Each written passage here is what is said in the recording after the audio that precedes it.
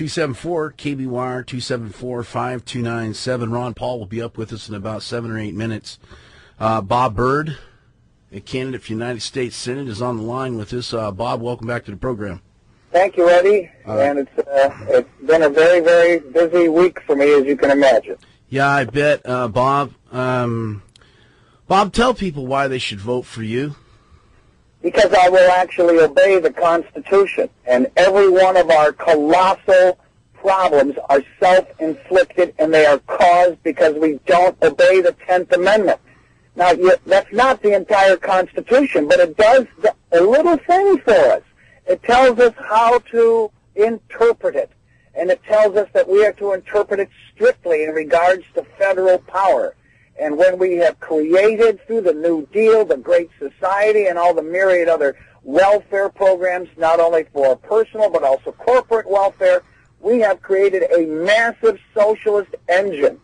And I laugh when I hear conservative Republicans start talking about can't vote for the Democrats, they're socialists. But the Republicans have been part of the problem if they are honest about it. It's time to look into their souls, not just about Ted Stevens, but how the Republican Party has become the Me Too party. Instead of saying that we need to cut the budget, they need to ask, is the budget constitutional? Isn't Ted Stevens one of the biggest problems why we have a $10 trillion deficit? And, absolutely, it's why I ran against him in 1990, aside from the fact that he's in favor of abortion rights. Right. So there is a long litany. Ted Stevens is nothing but a liberal with an R in front of his name. And all this talk about special election, what are the conservatives of Alaska waiting for? I am right here now. And if you realize and accept the reality, Ted Stevens is 12 points or something like that behind in the polls. He cannot win, and so why are you going to try and stick with the Titanic? It's going down.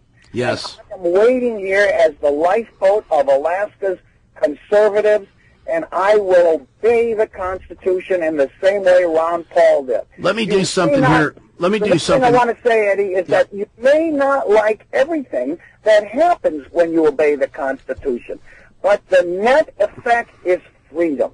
Let's do something here real quick. I want to get this out of the way early, and it's a question that probably the only thing that really you and I differ on, I think, in a large degree. Maybe there's more, but is the idea of the war. And maybe Ron Paul will help clarify this, but Ron Paul and you share a different opinion from most of my conservative friends, and probably a lot of people listening to this show, is that you guys have refused to accept the fact that we should have gone into Iraq. And would you help me better understand why that is? Okay, first of all, I'll take it from the constitutional basis. Congress started abdicating the responsibility of accepting the decision whether or not we go into war or not, and passed it off to the executive. They did it in Korea. It was an earthquake when it happened. Robert Taft, the great senator from Ohio, said, "What are we doing?" And then we did it in Vietnam. And Gulf War I went quickly and it went well, although there were, every death is a tragedy.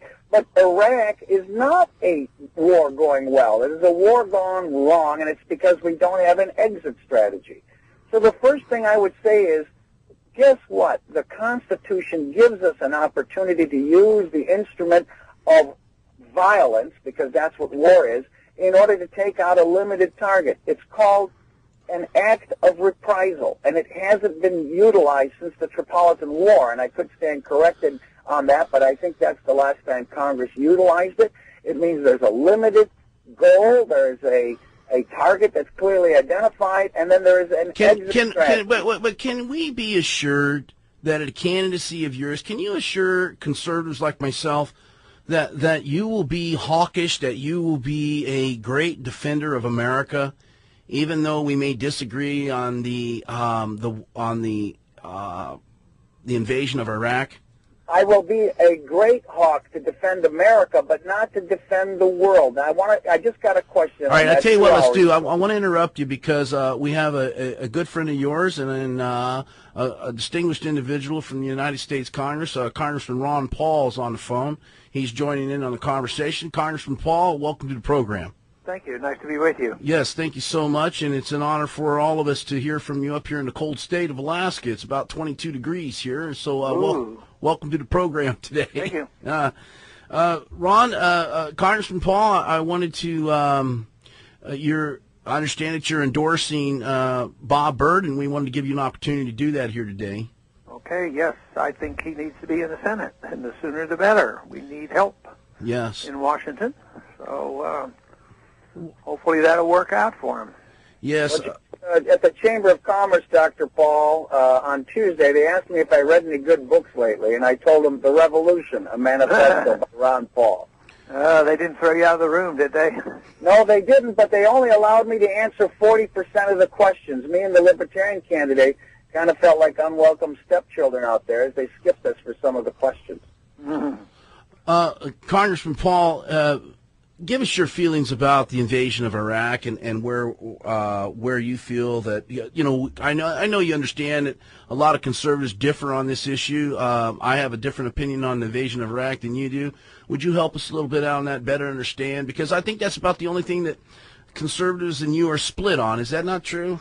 Well, at the present time, yeah. I was with George Bush completely in the year 2000 when he condemned Clinton for going into Kosovo and getting into nation building in Somalia, and all the Republicans opposed Clinton when he was involved, and yet now the shoe is on the other foot now, and everybody's supposed to support the Republican wars, but not the Democrat wars. And right. I think we should always support the Constitution.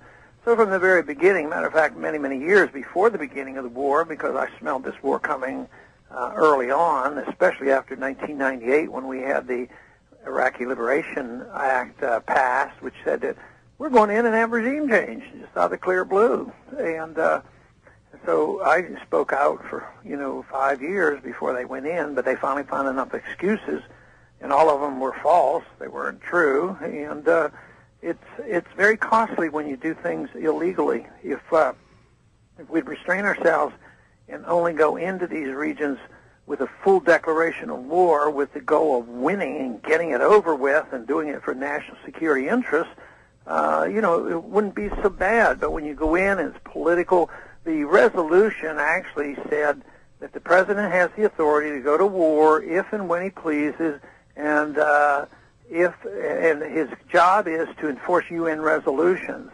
Well, there's a couple strikes against us there. First, we shouldn't be going in to enforce UN resolutions, and we shouldn't allow the president to make the decision.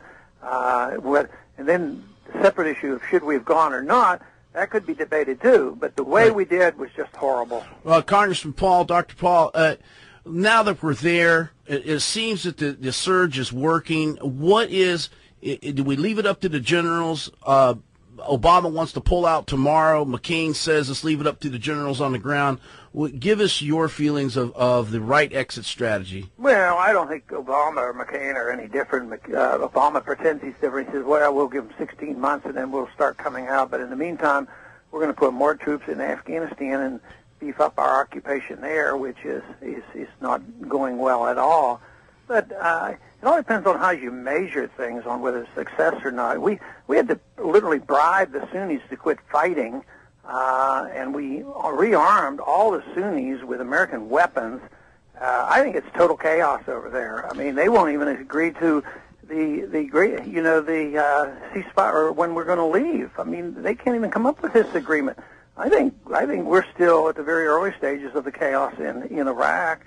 There are less people getting killed, but there's still a lot of people killed. And now we're using Iraq to go into Syria. The Iraqis hate this. The Syrians hate it. We're just building up more and more enemies. But we just go over to Syria and start killing people. Congressman Paul, Dr. Paul, would you please give us a little? We had this so-called bailout rescue plan, whatever you want to call it. I thought they ought to round some people up and throw them in jail. Not only in the Congress, but over on Wall Street also. I thought bankruptcy was the right answer. What say you? I agree with you. Bankruptcy is the right answer.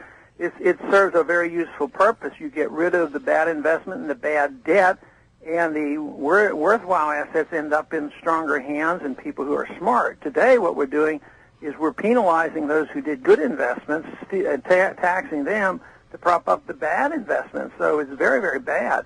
But I think this whole mess that we have there is a good demonstration of the lack of difference between the two parties and their leadership, because immediately McCain and Obama, they rushed back, to vote for it.